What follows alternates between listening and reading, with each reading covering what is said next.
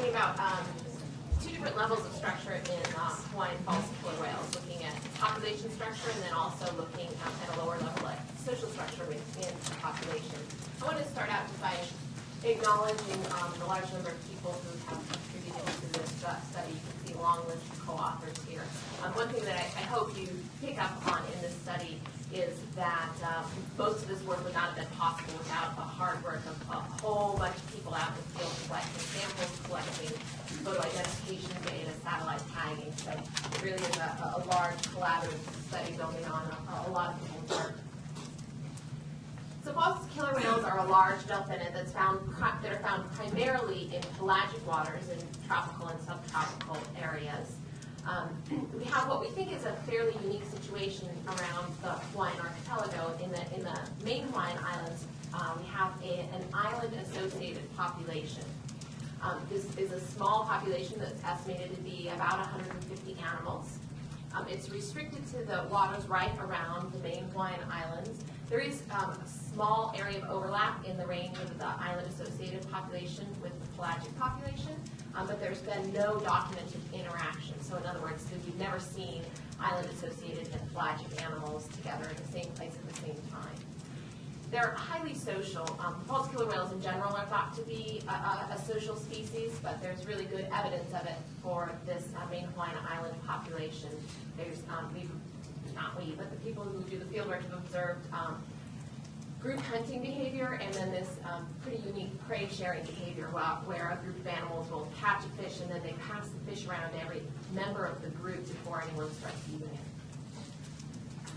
So as I said, I'm going to look at two different levels of population structure, of genetic structuring. First is a population level, looking to see how distinct is the main Hawaiian Islands population from the rest of the Pacific.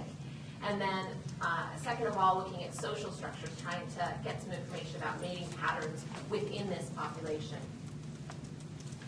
So there's evidence that there's been a pretty dramatic decline in Hawaiian false killer whales over the last couple of decades. This is a graph showing encounter rates for false killer whales from some aerial surveys that took place between the early 90s and early 2000s. And you can see there's been a pretty steep decline in the encounter rates. And there's some other evidence as well of a decline in this population. And that evidence taken together resulted in the Natural Resources Defense Council petitioning NOAA Fisheries to list this population as endangered under the U.S. Endangered Species Act. In response to the petition, NOAA Fisheries convened a biological review team to review the status of Hawaiian false killer whales. And one of the primary objectives of this biological review team, or BRT, was to determine whether or not this population would qualify as a distinct population segment, which is the unit that qualifies for listing under the Endangered Species Act. I'm not going to go into what a distinct population segment, or a DPS, is exactly in much detail. Barb will be talking about that in her talk at the end, but that was one of the things that we were looking at. The BRT had quite a bit of data available to them, including this fairly large genetic data set. We have tissue samples from 216 false killer whales from around the world. We used two markers, a mitochondrial control region sequence, which, as Amy and Phil both mentioned, this is a maternally inherited marker that reveals patterns of matrilineal fidelity, so animals staying in the same group as their mother, the same population or the same group, whatever level you're looking at. And then we also used genotype data from 16 nuclear microsatellite markers, again, a biparentally inherited marker that can be used to assess levels of gene flow. And then we also determined the sex of all the individuals using genetic methods. So once our agency receives a petition to list, we have a very short time window in which to make a determination. And so we had to generate and analyze quite a large amount of data in a very short period of time. The way we were able to do that is because there are two things. First of all, we have a policy to collect biopsy samples of wherever, and of whatever possible.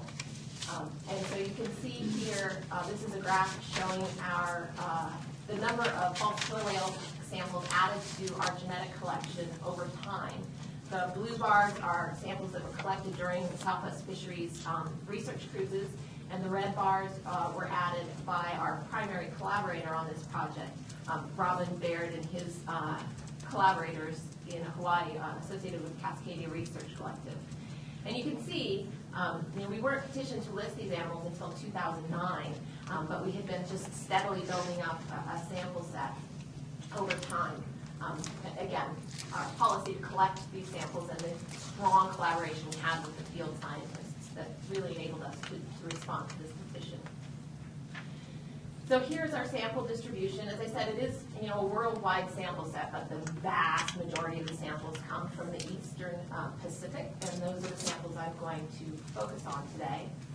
So here's a zoom in. I'm sorry, picture, the colors don't show up very well, but we have the main areas of interest are the main Hawaiian Islands, which are in sort of a brick red color there. We have 107 samples from the main Hawaiian Islands. Again, this is a population that's less than 150 animals, so really a very high fraction of the population sampled. Northwest Hawaiian Islands are the green, I guess those are diamonds. We have 22 samples from there. And then from the pelagic waters sort of immediately surrounding the Hawaiian archipelago, we've got 21 samples that are shown in yellow. And then the black diamonds are just additional samples we have from other areas of the Eastern Pacific. So here are some of our results. This is what we call a median joining network, and it shows how the different haplotypes for the mitochondrial sequence data relate to each other. So each of the colored circles represents a different haplotype, and they're color-coded according to the locations from which we detected those haplotypes. And the distance between those circles indicates how closely related the haplotypes are to each other. And the main point here, these are the samples from the main Hawaiian Islands and the Northwest Hawaiian Islands. They have haplotypes that are not seen anywhere else and are fairly different from haplotypes in other regions. So we've got on the left of the Hawaiian archipelago is all of the samples from the Eastern Pacific and the Indian Ocean, and then all the way up here on the right are 2 samples from the Atlantic Ocean. And the main and Northwest Hawaiian Islands are off on their own there in the bottom or in the middle. So that tells us that there is a high degree of matrilineal fidelity within this population. Animals, at least, animals are not joining the population from outside. And they've been pretty different for long enough to develop these unique haplotypes. So then we wanted to look at, well, how different are they? And I'm not going to show you any statistics and have to explain all of that, but basically the take-home message here is that the mitochondrial data set shows that the main Hawaiian Islands is strongly, very strongly differentiated from all other samples except for the Northwest Hawaiian Islands. Again, they share haplotypes, so those 2 populations seem in the mitochondrial data set to be fairly similar. The nuclear data set, on the other hand, shows the main Hawaiian Islands being moderately differentiated from all the other samples, including the Northwest Hawaiian Islands. So our, basically the mitochondrial values are definitely consistent with this population qualifying as a DPS. The nuclear values are a little more equivocal, they're lower. And then we have this conflict between the mitochondrial and the nuclear data set with respect to the Northwest Hawaiian Islands. One of the data sets is telling us it's really similar to the main Hawaiian Islands, and the other data set is telling us it's as different from the main Hawaiian Islands as anything else is. So to further investigate the relationship between the main and the Northwest Hawaiian Islands, we did a clustering analysis. This is an analysis where you don't have to say ahead of time what your populations are. You just give the program a pile of samples and ask it to sort those samples into groups. And it can also, this analysis also can tell you how many groups it thinks there is in your sample set. So this graph shows the results of this analysis. The way you read it, each skinny vertical bar represents a different individual, and each individual is color-coded according to the proportion of its genome that comes from each of the groups defined in the analysis.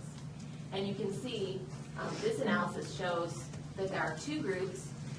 One of them consists primarily of animals from the main Hawaiian Islands, and the other consists primarily of all the other animals in our data set. So this makes it look like the main Hawaiian Islands is pretty distinct from everything else, including the Northwest Hawaiian Islands. The one limitation with this is that we have a pretty small sample set from the Northwest Hawaiian Islands, just 20 animals, and most of those came from a single group. So we might be seeing an influence of a sampling issue here. So I'm working on conducting some dispersal rate estimates to try and further resolve this issue. So the conclusions from this population structure portion of the study is that the main Hawaiian Islands are significantly differentiated from all other areas, including the Northwest Hawaiian Islands. It looks like the Northwest and the main Hawaiian Islands probably have a shared maternal ancestry, so they may have been colonized by the same group of animals and therefore share mitochondrial haplotypes. But the Northwest Hawaiian Islands may have a higher current level of gene flow with the pelagic animals than with the main Hawaiian Islands. And that's why the nuclear data shows the main Hawaiian Islands being more similar to the pelagic than to the main. The BRT that was evaluating that petition did conclude that the main Hawaiian Islands meet the criteria for listing as endangered under the ESA. And the genetic data really were critical to this listing. They did consider all the other data, photo ID and satellite telemetry and so on, and that was very helpful to them, but ultimately it came down to the genetics to allow them to make that determination. So, on the social structure, this is a social network for the main Hawaiian Islands population. What this shows is each of the colored squares is a single individual, and the lines connecting them show animals that have been seen in the same encounter, so they've been observed together. So it gives you an idea of basically who's hanging out with whom. Baird et al. Did an analysis to identify clusters within this social network, and the program did identify several clusters. There are three main clusters, cluster 1 in blue, cluster 2 in red, and cluster 3 in sort of the pink color there. And the sample sizes you see associated with each of them is the number of samples we have from that particular cluster, first for the mitochondrial data set and then for the nuclear data set. The analysis did identify a few other very small peripheral clusters, these other samples. Those clusters are primarily made up of animals that have only been seen a couple of times, so it's possible there's another social cluster in this population, but it's also likely that these clusters are spurious, just resulting in low amounts of data for those individuals. And then we do have a few samples from animals that don't have a photo ID associated with them, so we don't know what social cluster they belong to.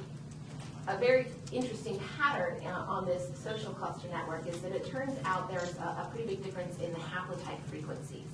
Now again, there are only 2 haplotypes found in this population, and they're in about equal frequencies in clusters 1 and 2. But in cluster 3, everyone has the same haplotype. Haplotype 2 is completely absent from that cluster.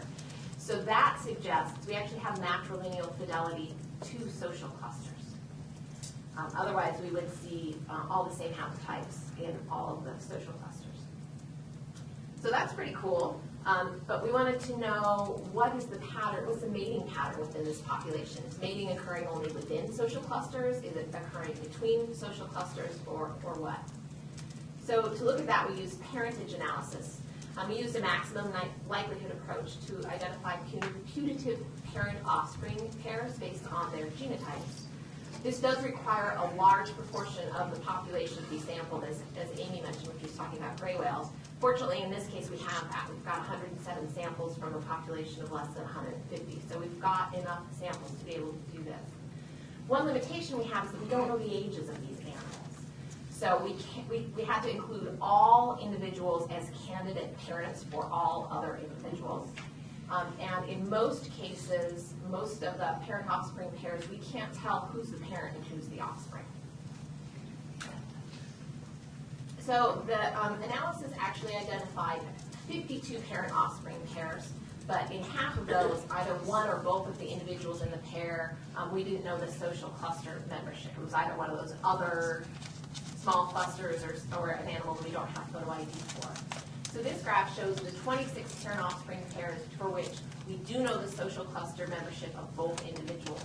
And I've divided them up into the FF is the female-female pairs, FM is female-male pairs, and MM is male-male pairs. So we know that the female-female pairs are mother-daughter, and we know that the male pairs are a father-son. But the female-male pairs in the middle could be either a mother-son or a father-daughter, and it's difficult to distinguish between those. But you can see all of the female-female pairs are from the same social cluster, which again suggests this matrilineal fidelity. It shows us that at least female offspring stay in the same social cluster as their mother. The male-male pairs show about half of them are individuals from the same social cluster and half of them are from different social clusters. And then the mixed sex pairs show an intermediate pattern. So there are two possible interpretations here. One is that both sexes stay with their mother, stay in the same social cluster as their mother, and the mating occurs both within and among clusters. If that's the case, we expect the mother-son pairs to show the same pattern as the mother-daughter pairs, always from the same cluster, and the father-daughter pairs to show the same pattern as the father-son pairs. And this would be consistent with the mitochondrial data, where we've got one social cluster that's only got a single haplotype, which suggests both sexes stay with their parents. However, there's another interpretation of this nuclear data, which is that male offspring sometimes leave their natal social cluster, and the mating occurs only within social clusters. If that were the case, we'd see the opposite pattern, where father-daughter pairs are always from the same cluster, and mother-son pairs can be either way. So our conclusion at this point is that the mitochondrial data suggests matrilineal fidelity. The nuclear data suggests that definitely females stay in their natal social cluster, but we really can't say, based on the nuclear data, what male dispersal patterns are unless we can resolve these female-male pairs. And we are working on that using photo identification data to assign individuals to stages, try and identify adults, subadults, and juveniles at particular points in time, so that we can get an idea of the ages of the individuals.